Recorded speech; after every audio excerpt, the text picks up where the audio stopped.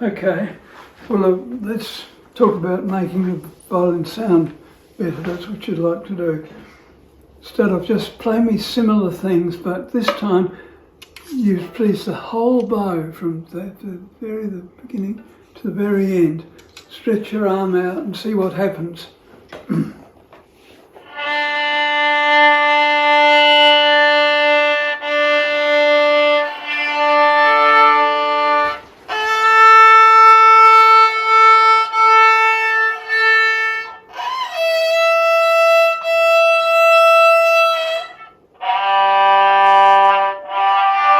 Whole bow right to the end.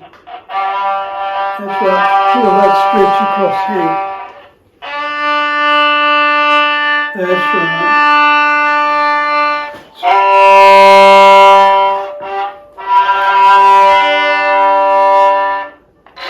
Right up to the end here when you come.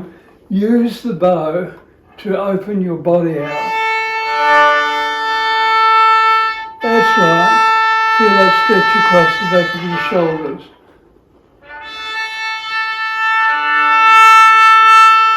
That's right.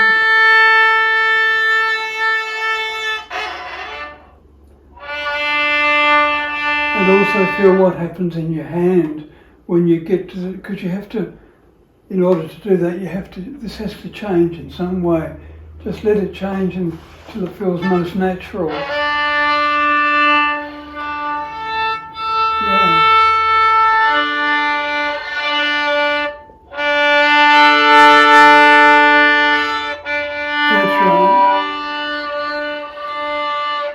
Now this time, when you use the whole bow, please just go up on your toes. I'm a bit of an old man, I can't do it that easily.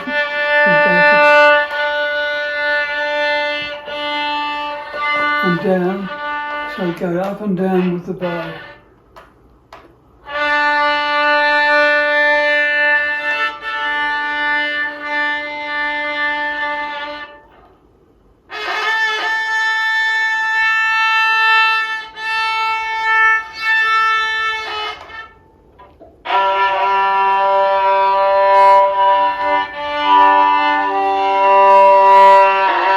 Almost as if you're pushing the bow from your toes, you're playing the bow from your toes up.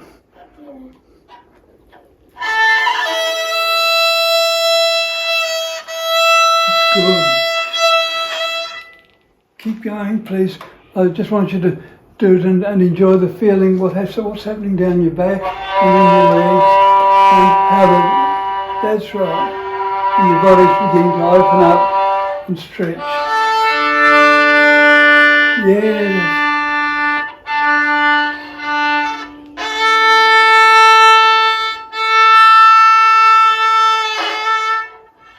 Now, are you noticing the changes in the sound? No. You probably have to concentrate too much on this, don't you? You might not even notice.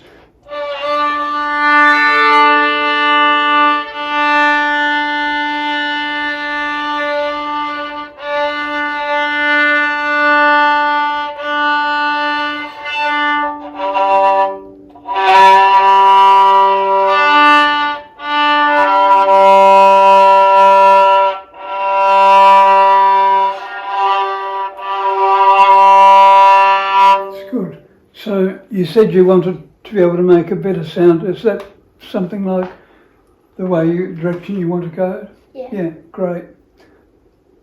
That's wonderful.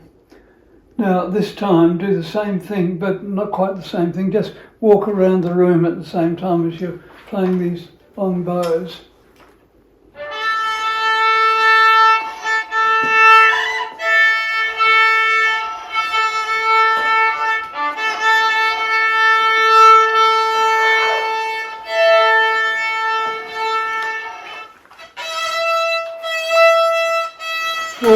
Full bow length, because I want you to feel the way as your feet move, your back muscles work.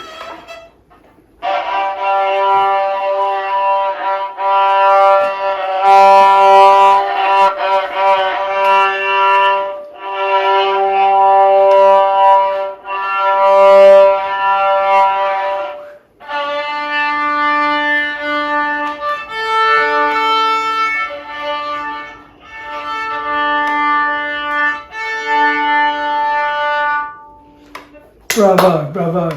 Can you hear the differences in sound? Yeah. Now, this time, do the same thing without looking.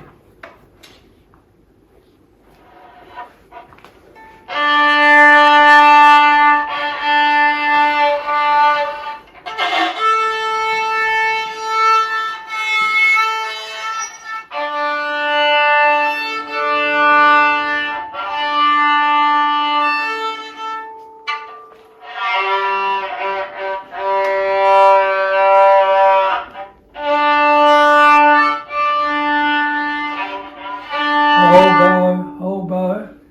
It's good, what you're doing is good. But what's that stretching? Yeah, that's good.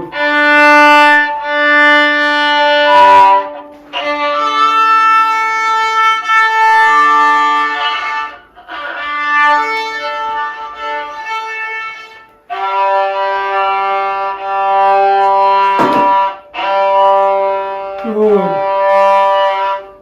Can you down here how the sound is becoming richer, Yeah. particularly on the G string? Yeah. Yeah. And it's vibrating a lot. Yes. Stretch. Now the next exercise I'll give you is to stand, just as you feel comfortable, and as you play it, just look around the room, turn your head around and notice various things. Notice whatever you can, the rice cooker over there, the wok on the stove, the funny little man behind you here, over there. Just start with each bow stroke, look at a different thing. Find a different thing to look at with each bow stroke as you go around. Now just turn your head without turning the violin. No, without turning the violin, just your head.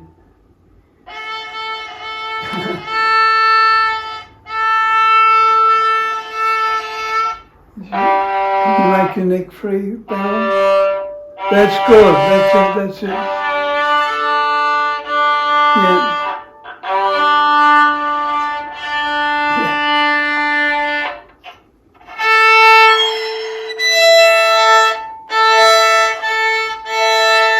And now come back to that's good, keep doing the same thing, but now back to using the whole length of the bow. So you've got this muscle opening up of your body with the...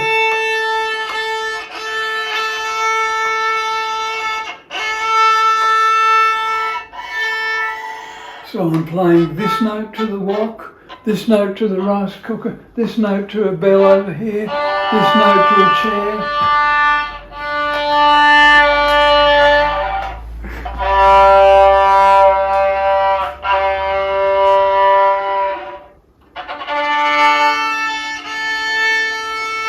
Now to do this, it's the best, you need to have no kind of grip here, because it might feel a bit unsafe when you start freeing up your neck like that, because you might feel as if you're going to drop the violin. Does that happen? Yeah. No? Oh, that's good. Because the way you're holding the violin is rather good, because it's sitting up on your shoulder and it's not in danger of falling down, so you don't have to grip it hard with your chin. You can make your head free. And that's right. So you're saying, hey world, here I am, here's my violin, I'm playing to you.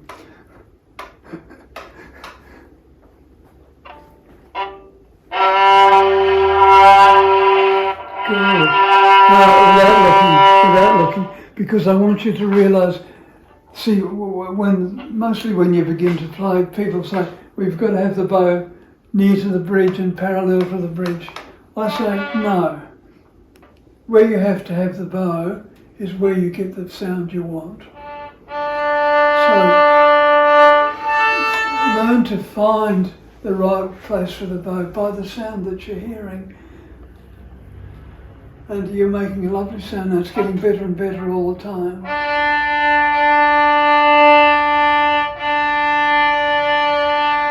That's right. Without looking, just try the bow coming nearer to the bridge or whatever until you get the sounds that you want. length of the bow, so you're stretching your body open all the time. And even full length right up to here.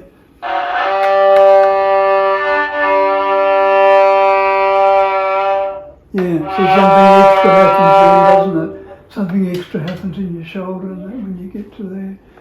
Am I making you tired? Not really. Not really? Yeah. Oh, good, good. So that gives you a whole lot of, a few different exercises to do to make a fuller, better sound. Before we finish today, would you like me to have a look at the left hand a bit? Because you did play me a bit using your first finger, didn't you? Yes. So let's go back to that.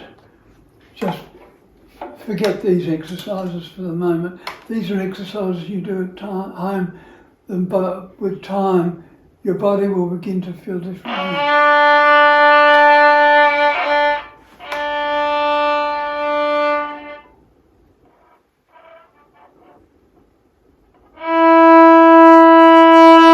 That's a lovely sound. You hear it?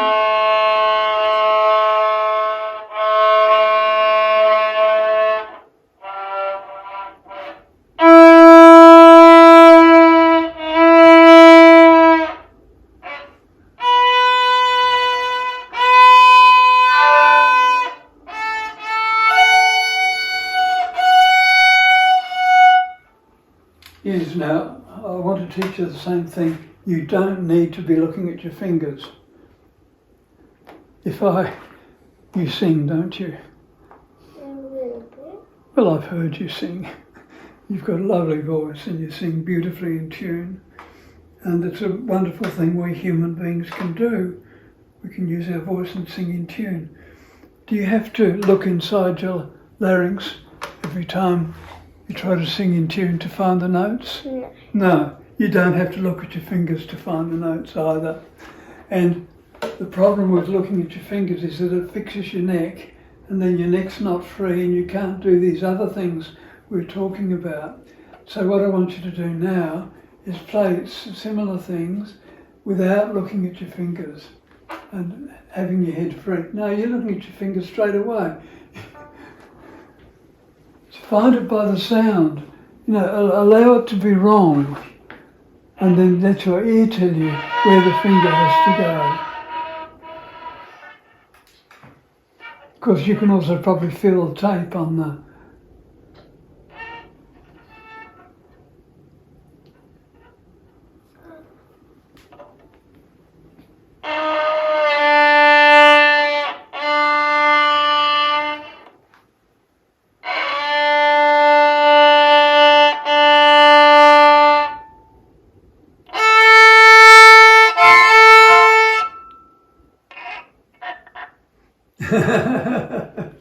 Yeah, but I want to break that habit of yours because you don't need it, and it stiffens your playing, and it will contradict the benefits you're getting from this sort of openness of your body in playing.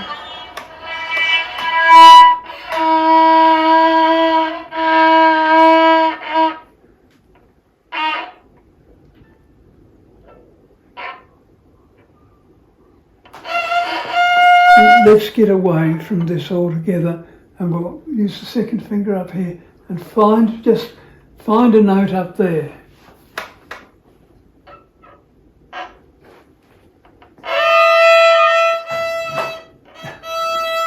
You actually have difficulty putting your finger on the same string which you're bowing.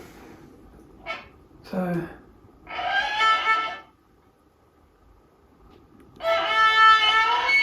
I'm saying the middle finger because that's the strongest finger, and you'll get best results from that at the moment.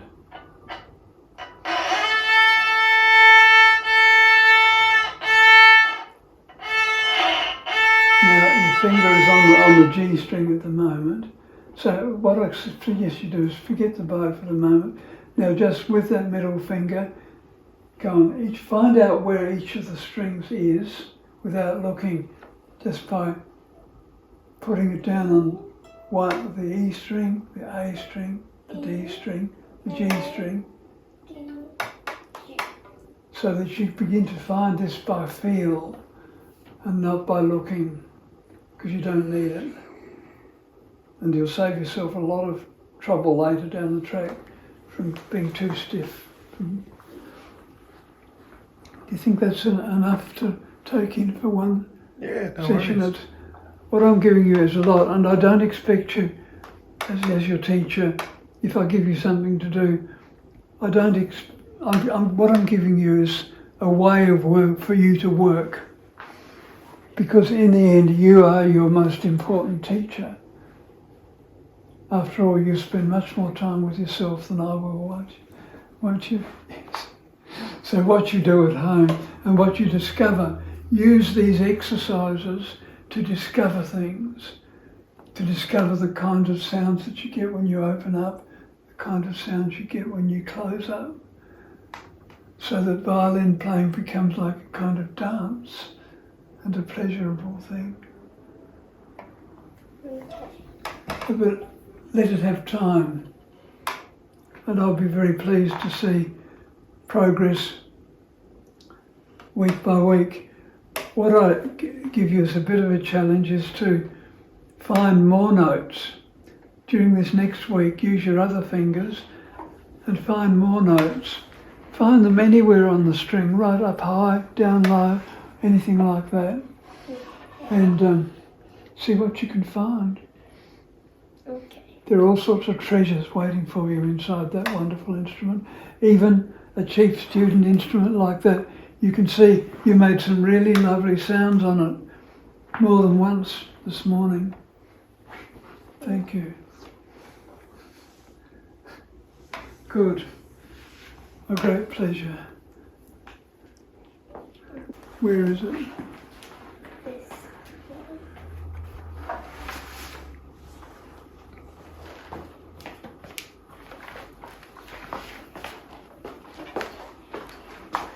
Oh yes, right. So you'd like to learn that piece, would you? Pom pom pom pom pom pom pom pom pom pom pom pom pom pom. Yeah. We'll see what other pieces might be here too. Yeah, we might. Well, we can do that one, but when we do Twinkle Twinkle Little Star, particularly if you look at the one with Margaret, I showed her some things about that I've discovered about that wonderful little song. And but yes, well, these are good to start with. And what we'll do, probably we'll just take a couple of bars each time, but see if you can find those notes. Bum. Well, as a matter of fact, that's. Well, I know this note is E. It tells you the finger numbers, yes, that's right. And that's on the E string, Yeah. the top E string. So use my finger finding method so that you don't need tapes, and find the notes. But then you can go higher up the violin. Can I just give you your violin for a bit?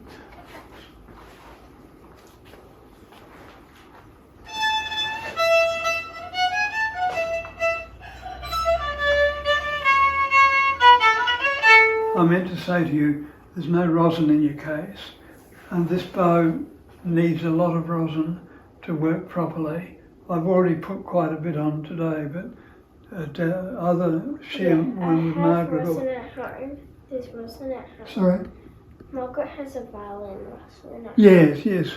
Well, make sure you put plenty of rosin on this, and you can help it by if you just scratch the surface of the rosin a little bit before you rub the bow on it. You'll get more. It'll be more effective. But look,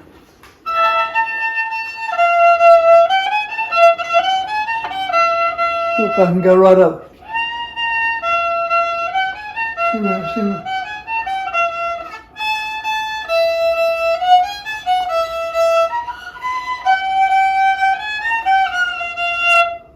I can find the.